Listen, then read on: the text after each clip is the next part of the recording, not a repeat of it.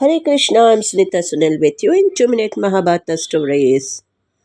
अथ एकदशोऽध्यायः विश्वरूपदर्शनयोगः। अर्जुन उवाच मदनुग्रहाय परमं गुह्यमध्यात्मसंज्ञितम् यत्त्वयोक्तं वचस्तेन मोहोऽयं विगतो मम. Let us see this beautiful translation. Arjuna said, O Krishna, hearing your divine Vibhuti Yoga, my doubts are cleared. Now, I want to see your cosmic form. Arjuna is asking for a visual, to have direct experience in knowing about Krishna's cosmic form. So Krishna agrees to give divine eyes, just like what was given to Sanjaya.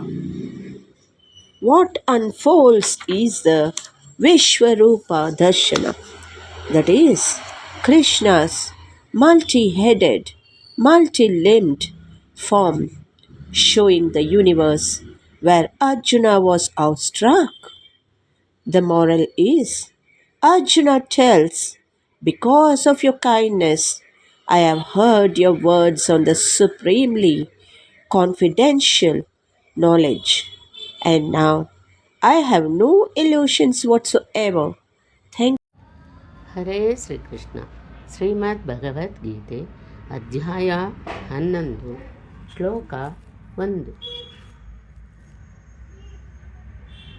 Arjuna ಉವಾಚ ಮದನುಗ್ರಹಾಯ ಪರಮಂ ಗುಹ್ಯಮಧ್ಯಾತ್ಮಸಂಜ್ಞಿತಂ ಯತ್ತ್ವಯೋಕ್ತಂ ವಚಸ್ತೇನ ಮೋಹೋಯಂ ವಿಗತೋ ಮಮ.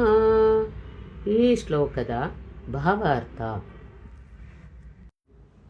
ಕೃಷ್ಣನು ಎಲ್ಲ ಕಾರಣಗಳ ಕಾರಣ ಎನ್ನುವುದನ್ನು ಈ ಅಧ್ಯಾಯವು ತೋರಿಸುತ್ತದೆ. ಭೌತಿಕ ಲೋಕಗಳು ಮಹಾವಿಷ್ಣುವಿನಿಂದ ಹೊರಸೂಸುತ್ತವೆ. ಮಹಾವಿಷ್ಣುವಿಗೆ ಸಹ ಕೃಷ್ಣನು ಕಾರಣನು. ಕೃಷ್ಣನು ಒಂದು ಅವತಾರವಲ್ಲ, ಅವನು ಎಲ್ಲ ಅವತಾರಗಳ ಮೂಲ. ಹಿಂದಿನ ಅಧ್ಯಾಯದಲ್ಲಿ ಇದನ್ನು ಸಂಪೂರ್ಣವಾಗಿ ವಿವರಿಸಿದೆ. ಈಗ ಅರ್ಜುನನ ಮಟ್ಟಿಗೆ ಅವನು ತನ್ನ ಮೋಹವು ಕೊನೆಗೊಂಡಿತು ಎಂದು ಹೇಳುತ್ತಾನೆ. ಎಂದರೆ ಈಗ ಅರ್ಜುನನು ಕೃಷ್ಣನು ಕೇವಲ ಒಬ್ಬ ಮನುಷ್ಯ, ತನ್ನ ಸ್ನೇಹಿತ ಎಂದು ಯೋಚಿಸುವುದಿಲ್ಲ. ಅವನು ಎಲ್ಲ ವಸ್ತುಗಳ ಮೂಲ ಎಂದು ಕಾಣುತ್ತಾನೆ.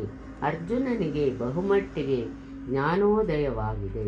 ತನಗೆ ಕೃಷ್ಣನಂತಹ ಮಹಾನ್ ಸ್ನೇಹಿತನಿದ್ದಾನೆ ಎಂದು ಅವನಿಗೆ ಸಂತೋಷ. ಆದರೆ ತಾನು ಕೃಷ್ಣನನ್ನು ಎಲ್ಲ ವಸ್ತುಗಳ ಮೂಲ ಎಂದು ಒಪ್ಪಿಕೊಂಡರೂ ಇತರರು ಒಪ್ಪಿಕೊಳ್ಳದೆ ಹೋಗಬಹುದು.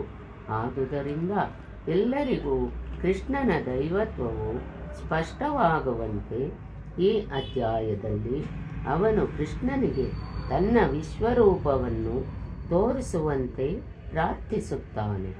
ವಾಸ್ತವವಾಗಿ ಕೃಷ್ಣನ ವಿಶ್ವರೂಪವನ್ನು ಕಂಡವನು ಅರ್ಜುನನಂತೆ ಹೆದರಿಕೊಳ್ಳುತ್ತಾನೆ. ಆದರೆ ಕೃಷ್ಣನು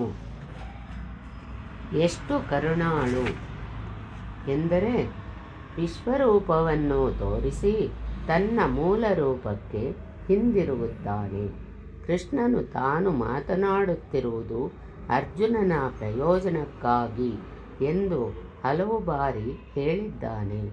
ಅರ್ಜುನನು ಇದನ್ನು ಒಪ್ಪುತ್ತಾನೆ. ತನಗೆ ಇದೆಲ್ಲ ಆಗುತ್ತಿರುವುದು ಕೃಷ್ಣನ ಕೃಪೆಯಿಂದ ಎಂದು ಅರ್ಜುನನು ಒಪ್ಪಿಕೊಳ್ಳುತ್ತಾನೆ.